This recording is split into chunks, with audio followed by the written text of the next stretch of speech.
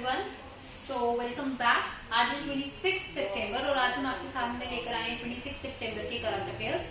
Video को and तक देखो क्योंकि एंड में जो है आपके लिए एक छोटी सी क्विज प्रिपेयर करी जाती है और उस क्विज में जो भी चीजें हैं वो आपको पूछी जाएंगी, क्वेश्चंस पूछे जाएंगे इस वीडियो से रिलेटेड, आज के लेक्चर से रिलेटेड। तो वीडियो को प्लीज यार एंड तक देखो, ठीक है, क्योंकि आपके लिए कर रहे हैं और बेटर रहेगा कि आप बहुत अच्छा हमें रिस्पांस दें। जैसा भी आपको फील हो रहा है, जरूरी नहीं है अच्छा ही हो, बट जैसा भी फील हो रहा है एक अच्छा रिस्पांस हम आपसे एक्सपेक्ट करते हैं। तो बट एक वो होता है ना, एक फीडबैक जरूर हमें दो, सो दैट हमें भी पता लगे कि कहाँ पर चीजें आपके लिए ठीक हैं और कहाँ पर हम जो है थोड़े चेंजेस ला सकते हैं, ठीक है। तो स्टार्ट करते हैं सबसे पहले करंट अफेयर की तरफ। तो पहला जो आपकी न्यूज है वो एक डे के बारे में बात करती है, विच इज हाइफा डे। तो हाइफा डे जो है इंडियन आर्मी सेलिब्रेट करती है हर साल 23 सितंबर को। सो बेसिकली हाइफा डे अब क्यों सेलिब्रेट किया जाता है हर साल 23 सितंबर को? 23 सितंबर को एक और चीज होती है, अगर जेएनके के बच्चों से मैं पूछूंगी तो वो मुझे कमेंट सेक्शन में बताओ। 23 सितंबर को स्पेशली जेएनके के जो बच्चे हैं उनको पता होना चाहिए, अभी हिस्टोरिकली एक बहुत ही अच्छा इवेंट जो है हमें देखने को मिला है। तो क्या होता है 23 सितंबर को, और एक अच्छी न्यूज भी आई थी, अभी बहुत ज्यादा सेलिब्रेशन भी हुआ है 23 सितंबर को जेएनके में स्पेशली। तो आप मुझे प्लीज कमेंट सेक्शन में बताओ कि जेएनके में 23 सितंबर किस चीज से रिलेटेड है। ओके, इसी के साथ हाइफा डे के बारे में बात करें तो हाइफा डे जो है इंडियन आर्मी हर साल सेलिब्रेट करते हैं इसी दिन को। और यहाँ पर बेसिकली बैटल ऑफ हाइफा हुआ था 23 सितंबर 1918 में, ठीक है, 1918 में। 1919 में क्या हुआ है? 1919 में यार आपका रॉलेट एक्ट आया था, है ना। तो उसी के आसपास जो है बैटल ऑफ हाइफा हुआ था, जब जो सोल्जर्स थे जोधपुर, मैसूर और हैदराबाद के, इन्होंने जो है आपका फर्स्ट वर्ल्ड वॉर में पार्टिसिपेट किया था। फर्स्ट वर्ल्ड वॉर आपकी चली थी 1914 से लेके 1918 तक। तो उस टाइम पर जो सोल्जर्स थे जोधपुर, मैसूर और हैदराबाद की, इन्होंने पार्टिसिपेट किया था और इन्हीं को कमेमोरेट करने के लिए ये डे जो है सेलिब्रेट किया जाता है, ठीक है। और इसलिए बोलते हैं हाइफा डे, ठीक है। बैटल ऑफ हाइफा जो है वो हुआ था। ओके, उसके बाद आगे बात करती हूँ। नेक्स्ट इज एक आपका कंपनी है विप्रो। विप्रो ने अभी हाल ही में 300 एम्प्लॉयज को जो है फायर किया है, ठीक है, निकाला है फॉर मून लाइटिंग। तो मून लाइटिंग बेसिकली क्या है कि अगर फॉर एग्जाम्पल एक आप बोल सकते हो, इसको एक साइड जॉब भी बोल सकते हो, कि अगर आप परमानेंटली एक काम कर रहे हो और उसी के साथ साथ आप दूसरा जॉब भी कर रहे हो, उसको बोलते हैं मून लाइटिंग। और इसी के चलते जो विप्रो है कंपनी, उसने 300 एम्प्लॉयज को फायर किया है।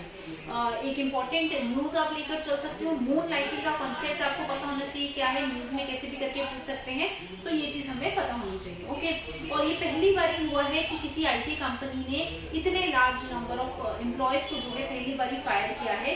स्विगी ने अभी अनाउंस किया है first moon lighting policy in the industry, ठीक है। नेक्स्ट न्यूज है छत्तीसगढ़ के ऊपर न्यूज है। तो छत्तीसगढ़ गवर्नमेंट ने अभी एक नया कैंपेन लॉन्च किया है जिसका नाम है हमार बेटी हमार मान, ठीक है। तो कैंपेन का नाम है हमार बेटी हमार मान। ये जो बच्चियां हैं उनकी सेफ्टी के लिए जो है इस तरीके का कैंपेन अभी छत्तीसगढ़ गवर्नमेंट ने लॉन्च किया है। और यहाँ पर जो वुमेन ऑफिसर्स होंगी, एम्प्लॉयज होंगी स्टेट पुलिस की, ये स्कूल्स में जाएंगी, कॉलेजेस में जाएंगी, सारे डिस्ट्रिक्ट के, स्टेट के, ताकि डॉटर्स को एजुकेट करें, उनके लीगल राइट्स के बारे में उनको बताएं, एक ये चीज समझाएं कि भाई साहब गुड टच क्या है, बैड टच क्या है। क्योंकि कई बार ये सोचते हैं कोई छोटा कोई लड़की है, ठीक है, बच्ची है, और पता नहीं लगता कि किसके साथ कैसे जो है वो बैठ रही है, कौन उसको किस तरीके से टच कर रहा है। तो वो टच जो है बच्ची को अच्छी तरीके से समझाया जाए कि this is a good touch, ठीक है, आप किसी को हैंडशेक करो, it's a good touch. But अगर कोई आपकी लाख पे टच कर रहा है, कोई बच्ची की लाख पे टच कर रहा है, it is a bad touch. तो वो जो टच है वो समझाया जाए, उनको उनकी लीगल राइट्स के बारे में बताया जाए और उनके जो है आगे अवेयर करवाया जाए कि किस तरीके से वो आगे बढ़ सकती हैं, ठीक है। तो बच्चियों के लिए, डॉक्टर्स के लिए जो है इस तरीके का कैंपेन छत्तीसगढ़ गवर्नमेंट ने अभी लॉन्च किया है, ठीक है। नेक्स्ट बात करती हूँ। तो अभी जो एक पर्सनालिटी है, इनका नाम हमें याद रखना है, राजीव घायल। तो राजीव घायल जो है ये डायरेक्टर जनरल अपॉइंट किए गए हैं Indian Council of Medical research के, ठीक है। तो ये तो पहले तो हमने नाम ही याद रखना है, राजीव घायल जो है अपॉइंट किए गए हैं director general of Indian Council of Medical research. बात करूं Indian Council of Medical research की, तो ये एक एपेक्स बॉडी है जहां पर क्रिएशन हो रहा है, कोऑर्डिनेशन हो रहा है और प्रमोशन हो रहा है बायोमेडिकल रिसर्च। जो भी मेडिकल रिसर्च है उसका क्रिएट किया कैसे कर रहे हैं, उसको किस तरीके से आगे लेकर चल रहे हैं, एक तरीके से मेडिसिन को किस तरीके से हम आगे लेकर चल रहे हैं, उसके ऊपर एक एपेक्स बॉडी जो है वो तैयार करी गई है। कौन से साल में स्टैब्लिश करी गई थी? 1911 में इसको स्टैब्लिश किया गया था। और ये बेसिकली किस नाम से स्टैब्लिश हुई थी? इंडियन रिसर्च फंड एसोसिएशन, ठीक है। फिर इसको लेटर ऑन जो है 1949 में इसको रीनेम किया गया as Indian Council of Medical Research. तो इंडियन रिसर्च फंड एसोसिएशन के नाम पर फॉर्म हुई थी और उसको लेटर ऑन जो है चेंज किया गया है Indian Council of Medical research. इसको फंड कौन करता है? Government of India. डिपार्टमेंट किसके अंदर आता है? हेल्थ रिसर्च और ministry of health and family affairs के अंदर ये आता है, ठीक है। कमेंट में बताओ who is the minister of family health and family welfare, ठीक है। तो मिनिस्टर का नाम आप मुझे बताएंगे कमेंट सेक्शन में। ओके, आगे बढ़ते हैं। बहुत ज्यादा क्वेश्चन पूछ रही हूँ बट क्वेश्चन का रिस्पॉन्स दो यार, क्योंकि जितना आप अच्छे से रिस्पॉन्स दोगे उतना ही हमें एक अच्छा फीडबैक मिलेगा और हम उस हिसाब से आपके साथ जो है और अच्छी तरीके से कम्युनिकेट कर पाएंगे, ठीक है।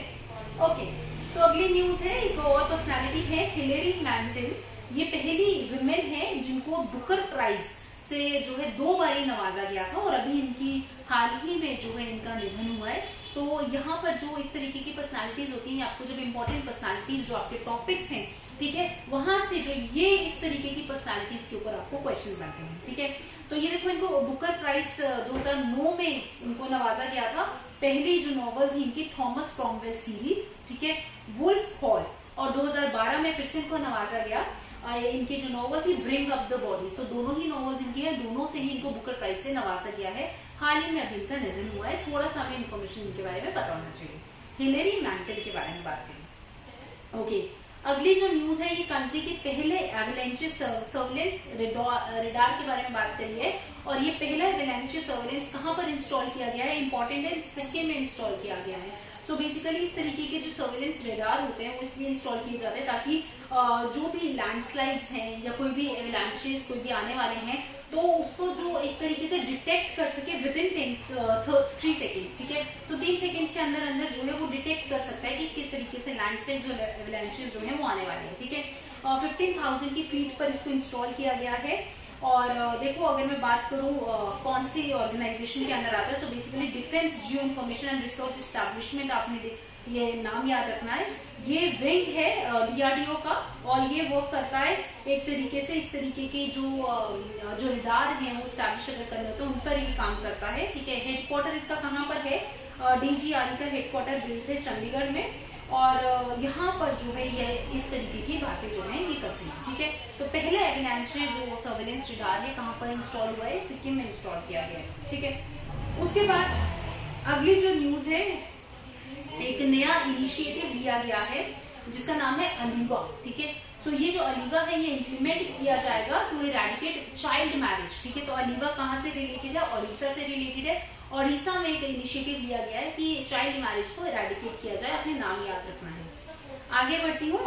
बैंक का नाम याद रखना है, यूको बैंक। ये पहला इंडियन बैंक बनता है जिसको आरबीआई अप्रूवल मिल जाता है रुपी ट्रेडिंग के लिए, ठीक है। सो पहला बैंक कौन सा है? UCO bank. उसके बाद अगली न्यूज है, न्यूयॉर्क ने टॉप किया भाई साहब ग्लोबल फाइनेंशियल सेंटर्स इंडेक्स में। तो ज्यादा से ज्यादा ग्लोबल फाइनेंशियल सेंटर इंडेक्स जो है वो बेसिकली इसलिए मतलब इस्टेब्लिश किया गया है कि अगर बाहर किसी को पैसों की जरूरत है या वर्ल्ड में कंट्रीज में किसी को भी किसी भी तरीके की हेल्प की जरूरत है तो इस तरीके की हेल्प जो है, फाइनेंशियल हेल्प जो है, ये सेंटर करते हैं। और न्यूयॉर्क ने अब यहाँ पर इसमें टॉप किया है। तो 32nd एडिशन आया है ग्लोबल फाइनेंशियल सेंटर इंडेक्स का और वर्ल्ड का मोस्ट प्रेफर्ड फाइनेंशियल सेंटर ये बना गया है, ठीक है। अगली जो न्यूज है ये है ऑपरेशन मेघ चक्र के ऊपर। तो 50 under RBI scandal over child pornography. तो बेसिकली एक नया ऑपरेशन जो है जिसका नाम है मेघ चक्र, वो जो कैरी ऑन किया गया है ताकि जितने भी ये जो चाइल्ड पोर्नोग्राफी है इसको जो है खत्म किया जा सके और इसको जो है खारिज किया जा सके, जल्द से जल्द इसको जो है हम इरेडिकेट कर सकें। उसके बाद नेक्स्ट न्यूज है डिफेंस एक्सपो 2022। ये बात करें कहाँ पर होने वाली है? गांधीनगर में होने वाली है। अभी ये जो डिफेंस एक्सपो है 2022 ये गांधीनगर गुजरात में देखने को मिलेगी 18 अक्टूबर से 22 अक्टूबर तक। और यहाँ पर ये सेकेंड एडिशन होगा इंडिया अफ्रीका डिफेंस डायलॉग का, ठीक है। सो सेकेंड एडिशन करवाया जाएगा इंडिया अफ्रीका के बीच में, और यहाँ पर 53 अफ्रीकन कंट्रीज को भी इनवाइट किया जाएगा, ठीक है। पहले जो थी ये मार्च में होनी थी, बट अब इसको पोस्टपोन कर दिया गया था, तो जो चैलेंजेस आए थे उनकी वजह से इसको पोस्टपोन कर दिया गया था, और अभी ये प्रेजेंटली कहाँ होने वाली है, गुजरात में होने वाली है अक्टूबर में, ओके।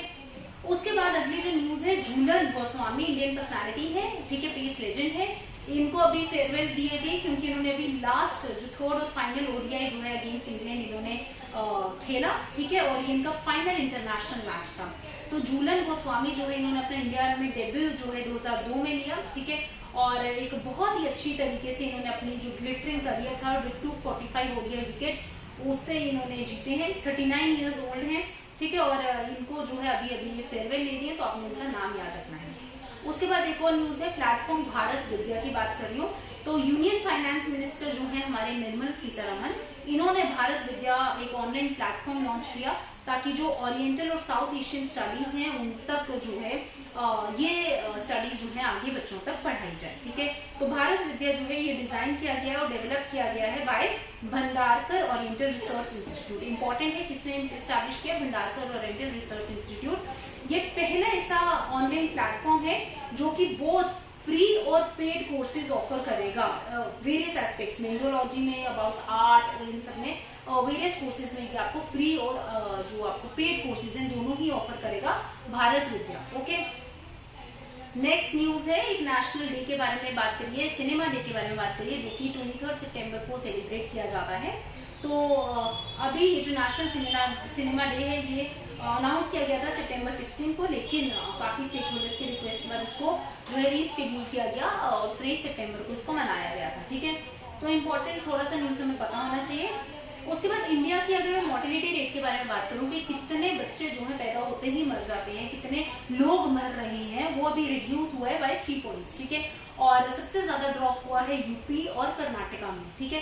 तो ये जो एक रिपोर्ट आई है उसके बारे में हमें पता होना चाहिए। और केरला जो है इसका लोएस्ट मोर्टेलिटी रेट है और ये हमें पता होना चाहिए, और मध्य प्रदेश का हाईएस्ट है, ठीक है। तो थोड़ी बहुत चीजें जो है हमारी नॉलेज में हमें पता होनी चाहिए। उसके बाद यहाँ पे आप कुछ क्वेश्चंस हैं, ये आपने ही अटेम्प्ट करने हैं, मुझे कमेंट सेक्शन में बताओ। हाइफा डे कब सेलिब्रेट किया जाता है, मैंने आपको भी बताया, ठीक है। उसके बाद अगला जो क्वेश्चन है, कौन सी कंपनी ने अभी रिसेंटली 300 एम्प्लॉयज को फायर किया है, sorry, on charge of moon lightning, बताएंगे आप कमेंट सेक्शन में।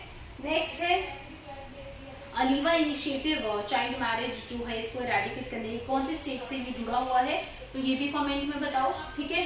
और एक और क्वेश्चन है, झूलन गोस्वामी कौन सी स्पोर्ट से रिलेटेड है, तो कमेंट सेक्शन में आप मुझे ये बताओगे सारे आंसर्स, ठीक है। तो यहाँ पर आपका आज का जो करंट अफेयर्स का पोर्शन है वो मैंने खत्म किया 26 सितंबर का। कल मैं आपके साथ लेकर आऊंगी 27 सितंबर के करंट अफेयर्स। आई होप आज के आपको न्यूज अच्छी लगी हो। मिलती हूँ आपको कल की क्लास में, और जो क्वेश्चंस हैं प्लीज उसको अटेम्प्ट करो, बिकॉज उसके बिना कोई फायदा नहीं, ठीक है। So thank you so much.